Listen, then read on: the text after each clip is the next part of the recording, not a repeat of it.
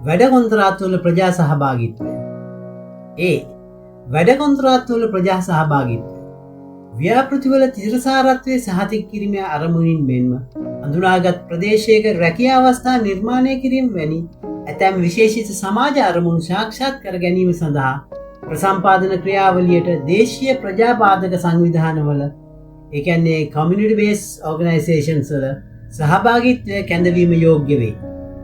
මෙම අරමුණ යටතේ දෙපාර්තමේන්තු ප්‍රධානියා සහ ප්‍රදේශයේ ප්‍රාදේශීය ලේකම්වරයා විසින් යෝජනා කරනු ලබන දෙදෙනෙකුගෙන් සමන්විත කමිටුවක නිර්දේශය මත ප්‍රසම්පාදන කාර්ය සංග්‍රහය 2024 දක්වා ඇති පරිදි ඔවුන් සුදුසු සමිති ලෙස ලියාපදිංචි වී ඇත්තම් ප්‍රසම්පාදන ආස්තිත්වය හට එවැනි ප්‍රජාපාදක සංවිධාන වෙත ඍජුවම වැඩ ප්‍රදානය කළ හැකිය. කෙසේ වෙතත් ප්‍රජාපාදක සංවිධාන වෙත ඍජුවම කොන්ත්‍රාත්තු ප්‍රදානය කිරීමේදී පහත් සඳහන් කරුණු සලකා බැලිය යුතුය. 1. ප්‍රසම්පාදන ආස්තිත්වය විසින් සමිතිය සතු වැඩ ක්‍රියාත්මක කිරීමේ ධාරිතාව තක්සේරු කර තෘප්තිමත් විය යුතුය. 2.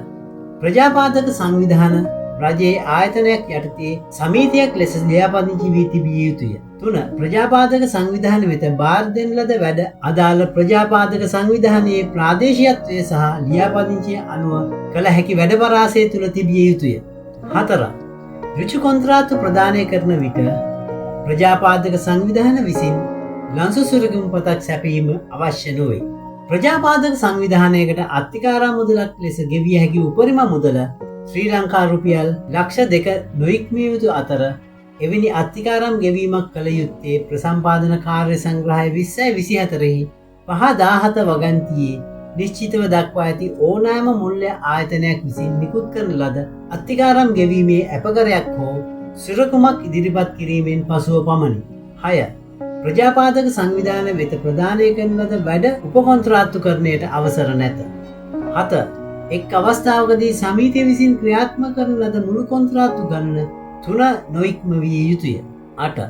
ප්‍රජාපාදක සංවිධානයකට ඍජු කොන්ත්‍රාත්තුකරණය යටතේ කොන්ත්‍රාත්තු ප්‍රදානය කිරීමේදී දැනට ප්‍රදානය කර ඇති කොන්ත්‍රාත්තු වල වැඩ නිම නොකොට ඉතිරිව ඇති කොටසේ සහ යෝජිත කොන්ත්‍රාත්තුවේ සමස්ත වටිනාකම ශ්‍රී ලංකා රුපියල් මිලියන 2 නොඉක්ම විය යුතුය.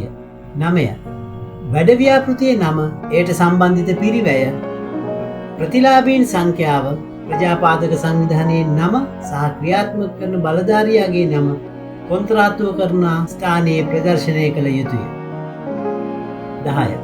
ප්‍රජාපාදක සංවිධානයක් තෝරා ගැනීමට පෙර සුසුකම් තීරණය කිරීම සඳහා අදාළ සංවිධානය විසින් සමාන වැඩවලදී පෙන්වා ඇති සතුටුදායක අතීත කාර්ය සාධනය සහ අත්දැකීම් පිළිබඳව සාක්ෂි ඉදිරිපත් කිරීමට ප්‍රසම්පාදන ආස්තිත්වය විසින් ප්‍රජාපාදක සංවිධානය වෙත ඉල්ලීම් කළ යුතුය.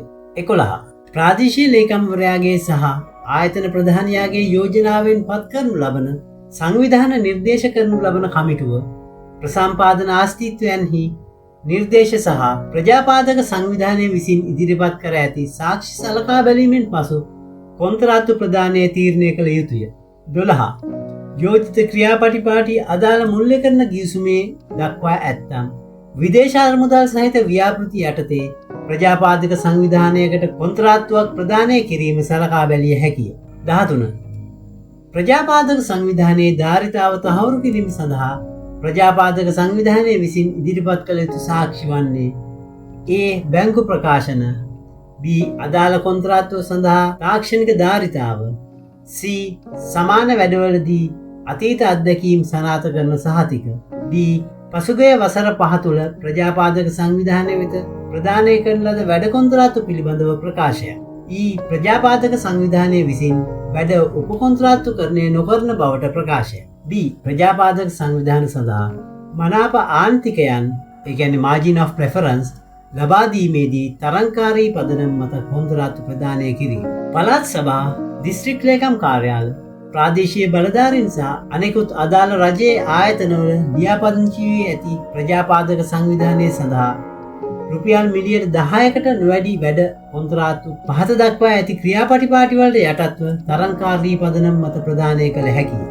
මෙම ක්‍රියාවලියේදී ඉදිකිරීම් කර්මාන්ත සංවර්ධන අධිකාරියේ නැතහොත් සීඩාහි ලියාපදිංචි ප්‍රජාපාදක සංවිධාන හෝ අනිකුත් වැඩ කොන්ත්‍රාත්තුකරුවන්ගෙන් මුද්‍රා තැබූ මිල ගණන් 3ක් කැඳවිය යුතුය. ප්‍රජාපාදක සංවිධාන ඇතුළුව මිල ගණන් කැඳවන්නේ නම් එවැනි ප්‍රජාපාදක සංවිධාන අදාළ ප්‍රසම්පාදන ආස්තිත්වයේ යටතේ කොන්ත්‍රාත්තුකරුවෙකු ලෙස ලියාපදිංචි වී තිබිය යුතු අතර එවැනි ලියාපදිංචියක් නොමැති විට අදාළ දිස්ත්‍රික් ලේකම් කාර්යාලය හෝ ප්‍රාදේශීය ලේකම් කාර්යාලයෙන් ලියාපදිංචිය තිබිය යුතුය. මිල ගණන් ඉදිරිපත් කිරීම සඳහා අවම කාල සීමාව දින 7ක් විය යුතුය. රුපියල් මිලියන 10 ඉක්මවන කොන්ත්‍රාත්තු සඳහා ප්‍රජාපාදක සංවිධානයන් හට තරඟ කළ හැකි නමුත් එවැනි අවස්ථාවලදී 5%ක මනාප ආන්තිකයක් අදාළ නොවේ. ප්‍රසම්පාදන කාර්ය සංග්‍රහය 2024හි 7 වන පරිච්ඡේදයේ දක්වා ඇති මූලධර්ම සහ ක්‍රියාපටිපාටි භාවිතා කරමින් ඇගයීම සහ මිල ගණන් සංසන්දනය කළ යුතුය. ප්‍රජාපාදක සංවිධාන වෙනත් කොන්ත්‍රාත්කරුවන් සමග තරඟ කරන විට ඇගයීම් සුදුසුකම් ලත් ප්‍රජාපාදක සංවිධාන සඳහා අනිකොත් කොන්ත්‍රාත්කරුවන්ට වඩා 5%ක මනාප ආන්තිකයක් ලබා දිය හැකියි. C. කොන්ත්‍රාත්කරුවන් ලෙස ප්‍රජාපාදක සංවිධාන ලියාපදිංචි කිරීමේ නිර්ණායක 1. ප්‍රසම්පාදන ආස්තිතය විසින් ප්‍රජාපාදක සංවිධානයන්හි තාක්ෂණික හා මූල්‍යධාරිතාව සහ ප්‍රජාපාදක සංවිධානයන්හි අතීත අත්දැකීම් තක්සේරු කර තෘප්තිමත් විය යුතුය. 2.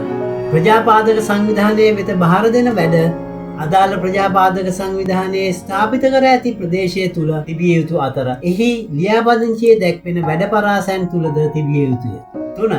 තරංකාරී ලන්සු කැඳවීම සලකා බලන්නේ නම් ප්‍රජාපාදක සංවිධානයේ සතුව ඉදිකිරීම් කර්මාන්ත සංවර්ධන අධිකාරියේ වළංගු ලියාපදිංචියක් තිබිය යුතුය. 4. ප්‍රජාපාදක සංවිධාන කොන්ත්‍රාත්කරුවෙකු ලෙස ලියාපදිංචි වීමට අවම වශයෙන් වසරකට පෙර රජයේ ආයතනයක් යටතේ ප්‍රජාපාදක සංවිධානය ලෙස ලියාපදිංචි වී තිබිය යුතුය.